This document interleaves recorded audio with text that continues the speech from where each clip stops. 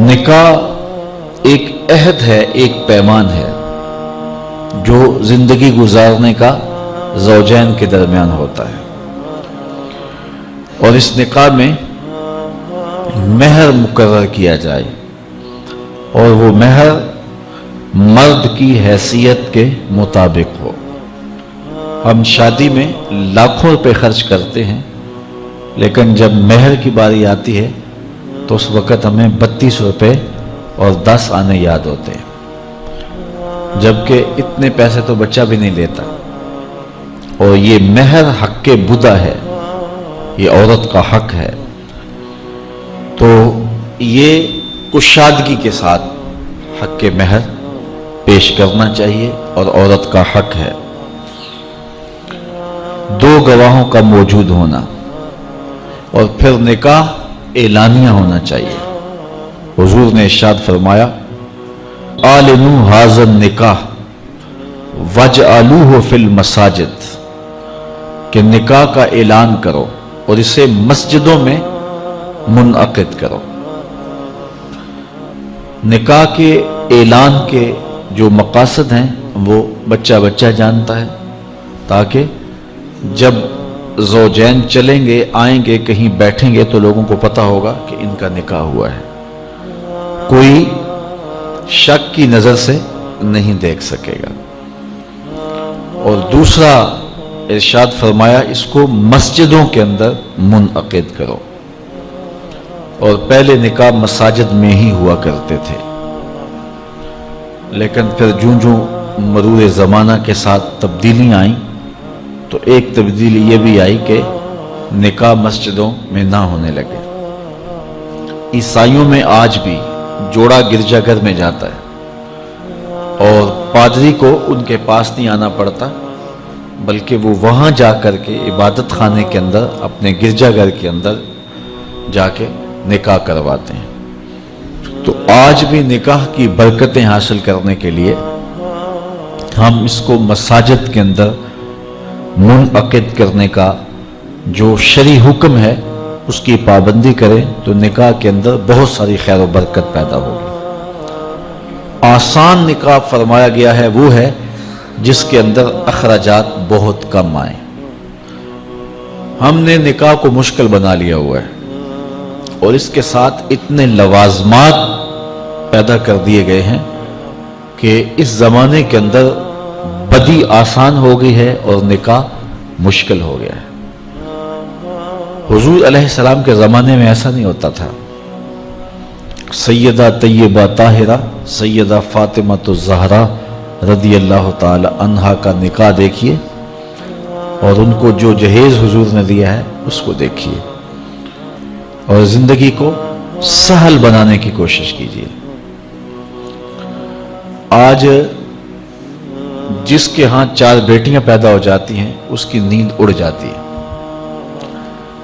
ایک تو یہ کہ اچھے رشتے میسر آنا مشکل، دوسرا مرحلہ بیٹوں کی طرف سے بیٹے والوں کی طرف سے ایک لمبی فہرست ہوتی ہے کہ ہمیں یہ دیا جائے۔ بعض لوگ بولتے نہیں لیکن وہ کنائے میں اشارے میں بتا دیتے ہیں، اور اگر ان کی ڈیمانڈ پوری نہ کی جائے یا ان کی جو توقعات ہیں ان کو نہ سمجھا جائے تو بیٹی سسرال میں جا کے سکھ کی زندگی نہیں گزار سکتی۔ اور معاشرے کا کتنا کمینہ شخص ہے وہ جو کسی کی بیٹی کو اس لیے تنگ کرتا ہے کہ وہ جہیز نہیں لے کے آئی، یا وہ اس کی خواہش کے مطابق اس کی توقع کے مطابق جہیز نہیں لائی۔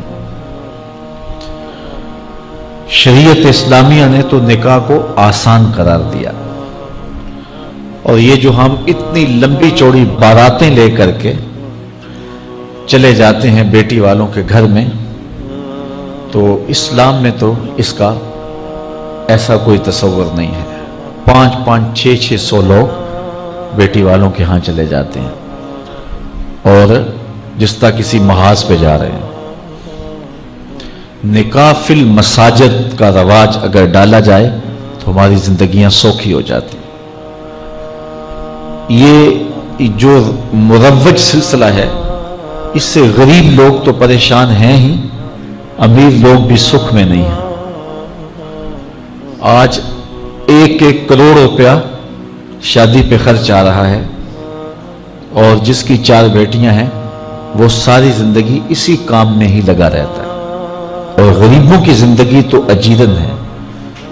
गरीब की बेटियां सुगड़ हैं, समझदार हैं, संजीदा व मतीन हैं, पढ़ी लिखी हैं, खूबसूरत हैं, खूबसूरत हैं, लेकिन उनके रिश्ते कबूल इसलिए नहीं किए जा रहे कि उनके पास देने के लिए कुछ नहीं है। और अब एक सिलसिला चला जहेज फंड का और इज्तिमाई शादियों का, तो शायद किसी के लिए इसमें तस्कीन हो, लेकिन मैं तो एक मर्तबा ऐसी तकरीब में गया हूं तो दुखी होकर आया हूं। हर शख्स का अपना मिजाज होता है, मुख्तलिफ तंजीमात, मुख्तलिफ लोग गरीब बच्चियों की इज्तिमाई शादियां कर रहे हैं। तो मैं एक तकरीब में मुझे खींच के कुछ लोग ले गए। मैंने कहा मुझे तजुर्बा तो नहीं है, लेकिन मुझे लगता है कि मेरे लिए तकलीफ का सामान होगा, और दोस्त जिस मकसद के लिए मुझे लेके जा रहे हैं तो उनका मकसद भी पूरा नहीं होगा। ऐसा ही हुआ। एक हॉल में 15 से 20 बच्चियां थीं और दूसरी जानब 15 से 20 बच्चे थे, और उनके मेहमान, उनका हुजूम था, और स्टेज के ऊपर जो कुर्सियां लगी थी उन पर मुखय्यर हजरात बैठे हुए थे जिन्होंने सरमाया लगाया और जहेज फंड दिए, और तंजीम के लोग आके अपनी कारकर्दगी बयान कर रहे थे। तो आखिर में उन्होंने मुझे कहा कि हम आपसे कुछ सुनना चाहते हैं। तो मैंने बैठे बैठे कहा कि मैं दुआ कर देता हूँ, लेकिन उनका असरार बढ़ा। तो मैंने माइक पे आके कहा कि इंसान की जिंदगी में 3 मौके होते हैं जिस दिन वो मेहमान खुसूसी होता है, और सब लोगों की नज़र उसी के चेहरे पे होती है। एक जब वो पैदा होता है तो काला कलोटा भी हो तो सारी बस्ती उसका मुंह देखने आती है, और उसे बहनें चांद कह के पुकारती हैं, चाहे उसका रंग गहरा स्याह क्यों ना हो। दूसरा मौका इंसान पर उस वक्त आता है जब वो दूल्हा बनता है, तो सारे लोग उसी को देखते हैं और वो निगाहों का मरकज होता है, और चीफ गेस्ट वही होता है। और तीसरा वक्त उसके ऊपर तब आता है जब वो चिट्टा लट्ठे का लिबास पहनता है, तो सारा शहर उसका मुंह देखने आता है। तो मैंने कहा इन गरीब लोगों से आज तुमने ये हक भी छीन लिया।